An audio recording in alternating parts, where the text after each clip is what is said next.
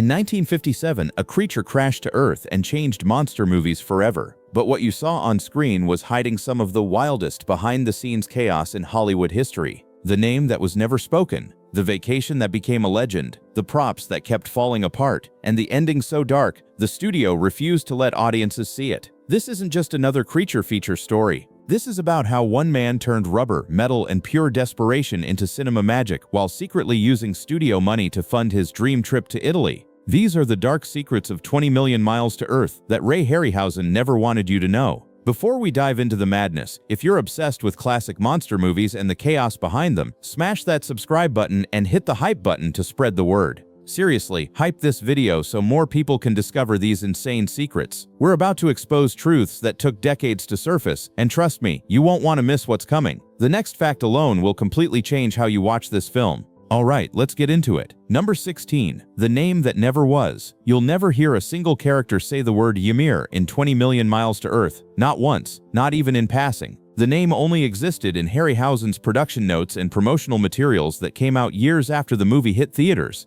But here's the twisted part. It wasn't an accident. Harryhausen was genuinely worried that audiences might confuse Ymir with the Arabic title Emir and think the film was making some kind of political statement during the height of Cold War tensions. So he buried it completely. No script reference, no dialogue, nothing. The creature became nameless, which ironically made it even more terrifying. It wasn't a villain with an identity. It was just the thing from Venus, lost and scared in a world that wanted it dead. That silence around its name created an eerie mystique that still haunts fans today. They call it Ymir, not because the movie told them to, but because the legend grew in whispers and fan circles, like some forbidden knowledge that had to be passed down in secret. Number 15. The most expensive vacation ever. Here's something they don't teach you in film school. The original script had the Venus capsule crashing near Lake Michigan. The whole story was supposed to unfold in Chicago, with the creature rampaging through American streets and Midwestern architecture. Standard monster movie stuff. But Ray Harryhausen had always dreamed of visiting Italy, and he couldn't afford it on his animator's salary. So what did he do? He walked into Columbia Pictures and convinced them to move the entire production overseas. He sold it as an artistic choice,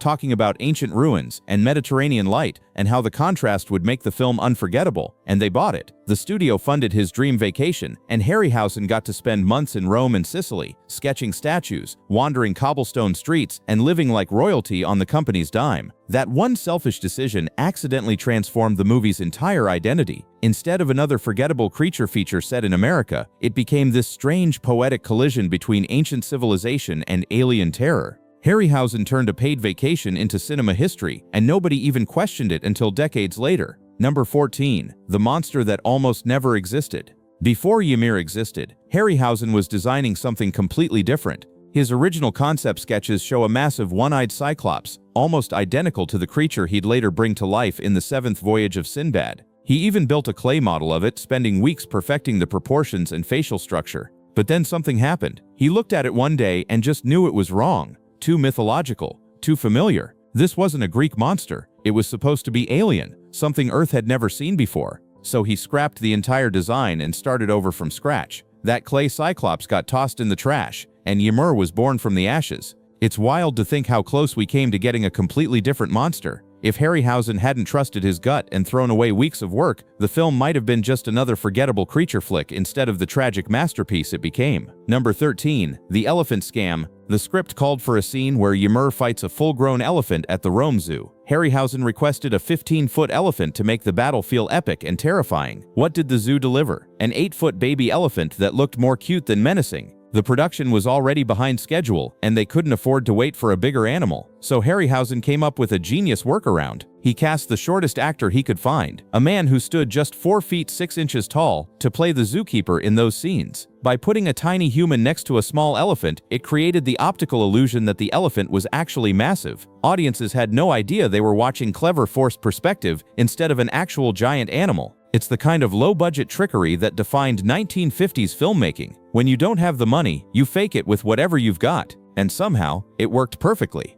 Number 12. The Coliseum that never was. One of the most unforgettable moments in monster movie history is Ymir's final battle atop the ancient Roman Coliseum, with tanks firing and soldiers scrambling through crumbling stone archways. It looks like it was filmed right there in the heart of Italy, with cameras capturing every detail of that historic location.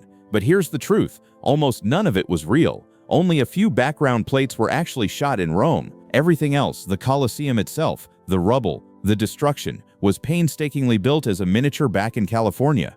Harryhausen and his team constructed a detailed scale model and composited it with live-action footage of soldiers, tanks, and explosions. Every piece of falling stone and every puff of dust was animated frame by frame. The illusion was so convincing that even today people assume it was filmed on location. It's pure movie magic, the kind that makes you realize how much artistry went into these films before CGI could fake everything with a mouse click. Number 11. When the director becomes the actor. Here's where things get chaotic.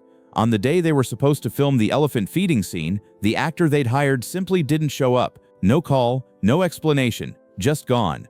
The crew was standing around, the elephant was getting agitated, and they were burning money by the minute. So Harryhausen, the man who was supposed to be behind the camera animating, had to step in front of it instead. He grabbed the feeding bucket and did the scene himself. That's his brief cameo in the film, not some planned Easter egg, but pure desperation. He later joked that he liked being there with his creatures, even if only for a moment, because it made the destruction feel personal.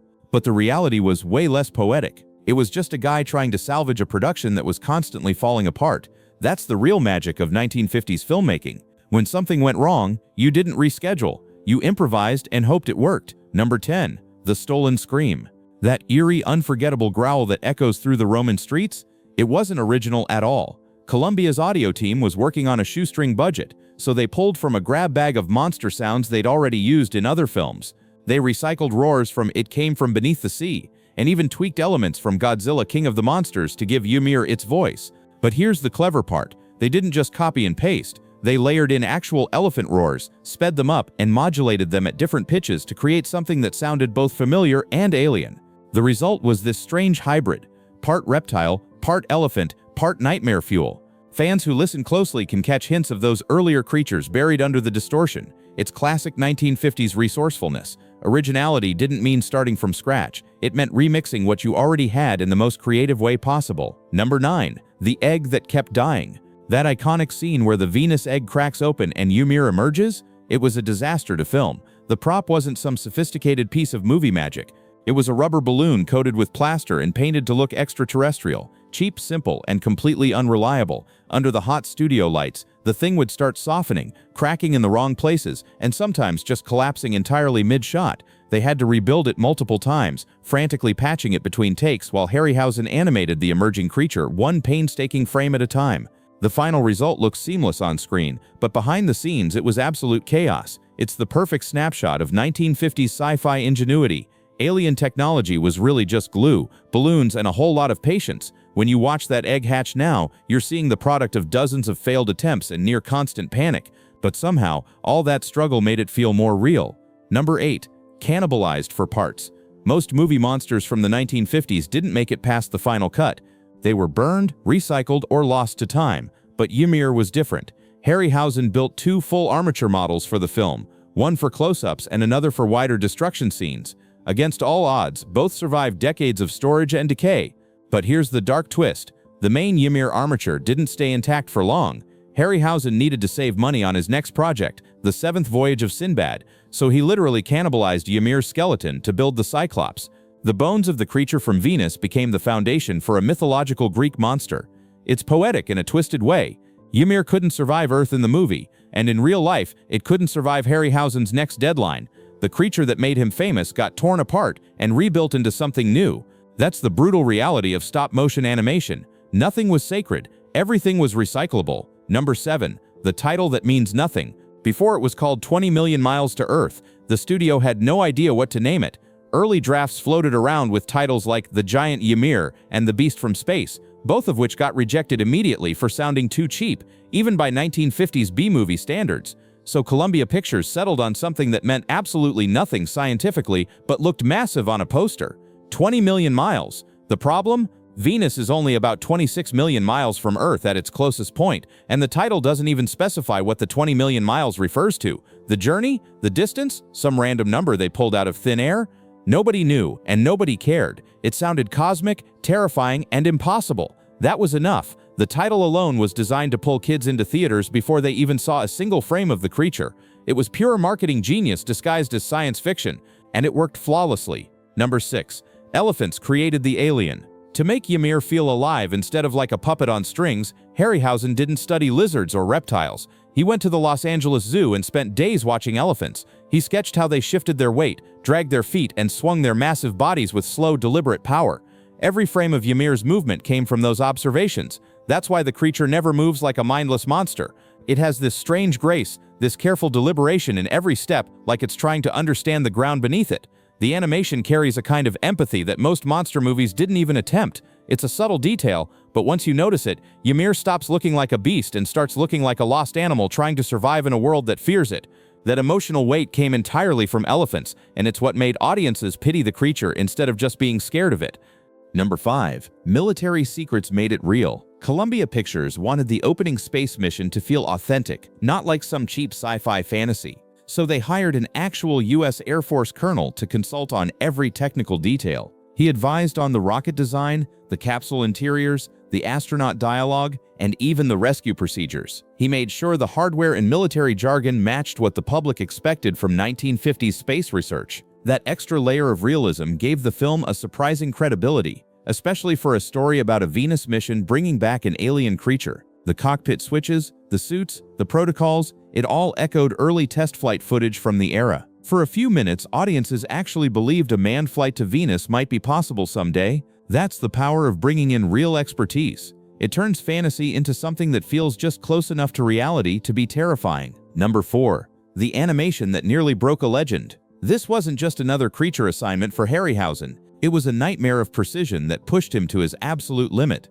Unlike his earlier monsters, Ymir had to share the screen constantly with real actors, live animals, and moving sets. Every single twitch, blink, or step had to sync perfectly with footage that had already been shot. One mistake could ruin hours of work. Harryhausen later described it as the most exhausting project he'd done up to that point, requiring more than 400 composite shots. He often animated through the night, adjusting tiny armatures with surgical focus, his eyes bloodshot and hands cramping. The irony? All that suffering made Ymir feel more human than most of the film's actual characters. That's exactly what made audiences sympathize with it instead of cheering for its death. The creature's emotions were real because Harryhausen poured his own exhaustion, frustration, and humanity into every frame. Number 3. The colorization redemption. When the film was colorized in the 1980s, Ray Harryhausen could have just let the studio do whatever they wanted. But he didn't. He personally oversaw how Ymir would finally get his colors after decades in black and white. The original stop-motion model had been painted bright green, a typical monster color for the era. But for the colorized version, Harryhausen chose something completely different.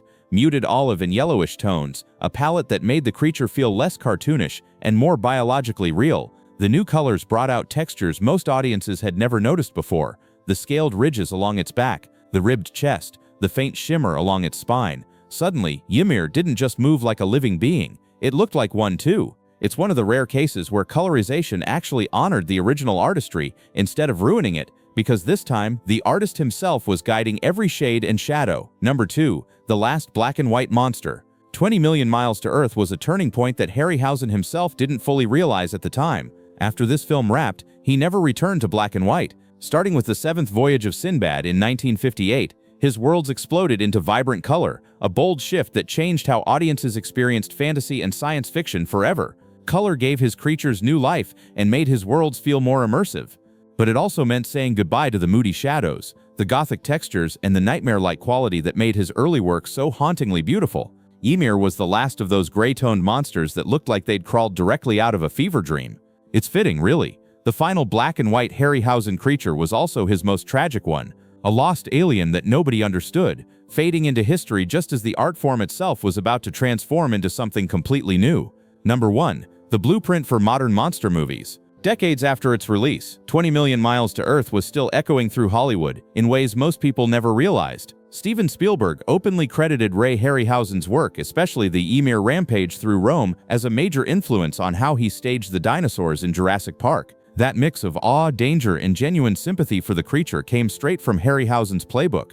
The idea that monsters aren't evil, just confused and terrified in a world they don't understand. Later, the 2008 monster hit Cloverfield borrowed that exact philosophy, a creature that isn't attacking out of malice, just panicking and trying to survive. Even the camera angles, the destruction shots, the way civilians scatter through ancient or iconic locations, it all mirrored Harryhausen's handmade chaos. In other words, Ymir never really died on that Roman street. It just evolved from stop motion to CGI, from a rubber puppet to a digital legend. The creature that Harryhausen animated frame by frame in a California warehouse became the blueprint for every sympathetic monster that followed. 20 Million Miles to Earth wasn't just another 1950s creature feature. It was the film that proved monsters could make you feel something other than fear. Ray Harryhausen turned rubber, metal, and sheer determination into raw emotion, showing the world that even a creature from Venus could break your heart. It mixed science fiction with genuine tragedy, spectacle with soul, and decades later that combination still hits just as hard. Every roar, every desperate stumble through ancient Roman streets, every single frame Harryhausen moved by hand, it all feels alive in a way that CGI still struggles to replicate. This is the kind of movie that reminds you monsters aren't born evil. They're just lost, scared, and misunderstood, just like the rest of us. So which fact about 20 Million Miles to Earth shocked you the most? Was it the vacation scheme, the stolen roars, the dark ending that almost was? Drop your thoughts in the comments below. And if you're hungry for more hidden stories from classic sci-fi cinema, more behind-the-scenes chaos that shaped the films you love, hit that subscribe button and turn on notifications. We're just getting started, and trust me, the rabbit hole goes way deeper than you think.